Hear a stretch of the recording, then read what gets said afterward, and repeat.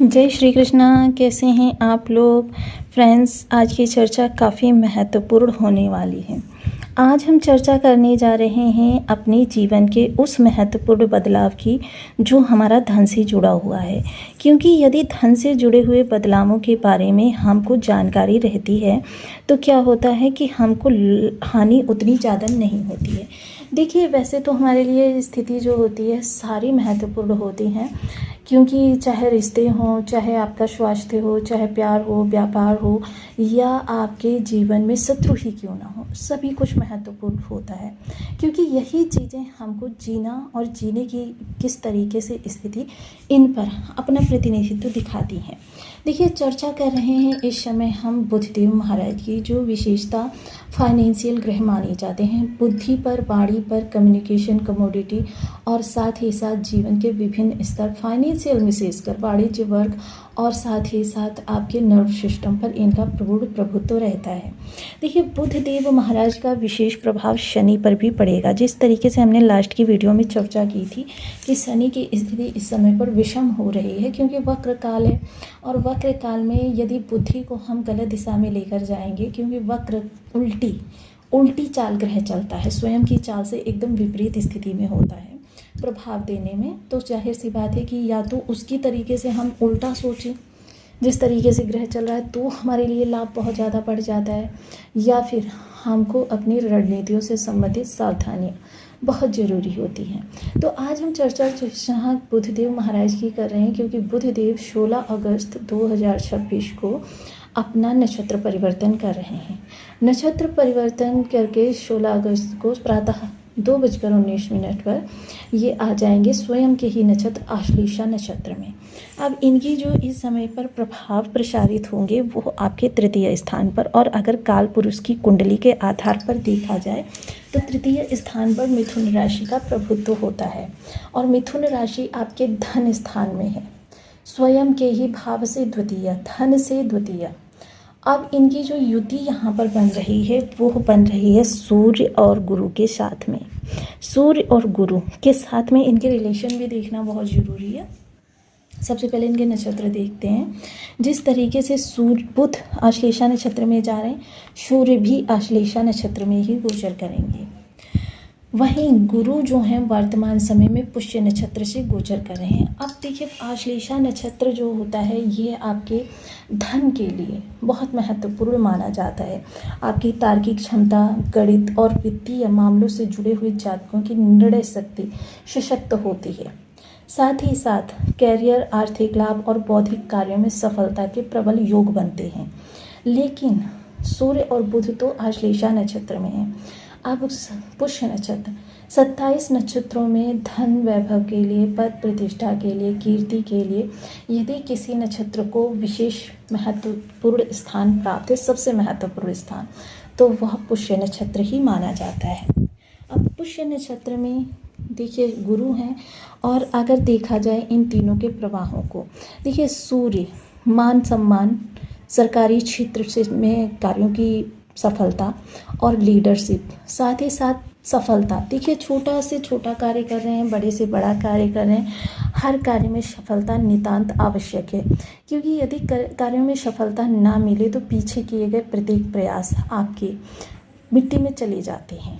वहीं बुध तर्क और व्यापार, संवाद, गणित, विश्लेषण और व्यापारिक कौशल, ये फाइनेंशियल स्थिति, धन से जुड़े हुए वित्तीय निर्णय, लेन देन, इन पर बुध का प्रभुत्व रहता है। वहीं गुरु उच्च शिक्षा, नैतिकता, विवेक और धन का कारक, तीक्ष्ण बुद्धि, चातुर्य, ये गुरु के प्रभाव में होती है। अब इन सभी ग्रहों का देखिए एक दूसरे से बहुत ही अभूतपूर्व जुड़ाव माना जा रहा है। वहीं ये ग्रह यदि केंद्र या त्रिकोण में हो तो ये धन के लिए बहुत ही ज़्यादा प्रभावी होते हैं। हालांकि ये प्रथम त्रिकोण में तो नहीं, लेकिन तृतीय त्रिकोण का प्रथम भाव आपका है।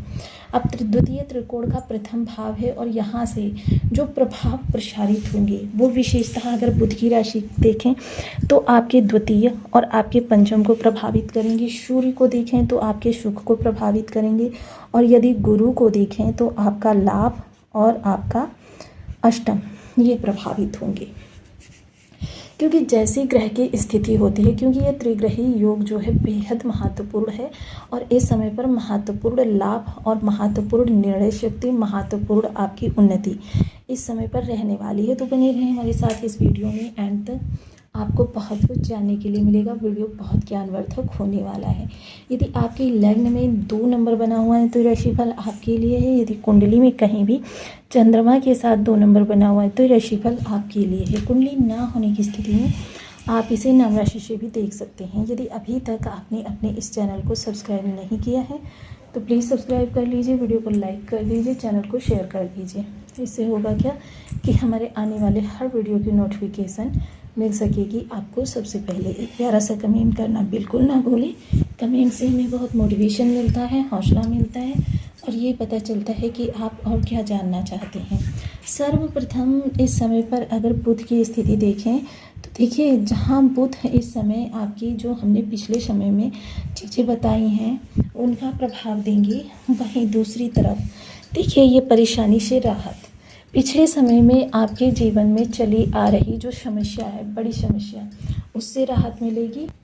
साथ ही साथ समस्या से राहत ही नहीं मिलेगी बल्कि समस्या से जुड़े हुए बड़े जो प्रवाह होंगे उनसे संबंधित जो आपकी तर्क शक्ति रहेगी वह आपकी उस समस्या को जड़ से समाप्त करने में भी आपकी प्रखर होती हुई देखी जाएगी। इसके अतिरिक्त देखा जाए तो आर्थिक उन्नति के लिए मैं प्रथम ही आपको बता चुकी हूँ कि आर्थिक उन्नति इस दौरान, क्योंकि बुध क्या है, फाइनेंशियल ग्रह है और फाइनेंशियल ग्रह जो बुद्धि से जुड़ा हुआ है। अब बुद्धि देखिए, मैंने आपको पहले भी कई बार बताया, धनवान से भिड़ना संभव है, बलवान से भिड़ना संभव है, लेकिन बुद्धिमान से भिड़ना संभव नहीं है। वो कहाँ से अपनी युक्ति निकालेगा, वो कहाँ से अपना तर्क निकालेगा, इसको समझ पाना किसी के वश की बात नहीं, क्योंकि बुद्धि इतनी शार्प होती है ऐसे लोगों की कि उसके सामने किसी भी बड़े से बड़े धनवान या बलवान का टिक पाना संभव ही नहीं होता है।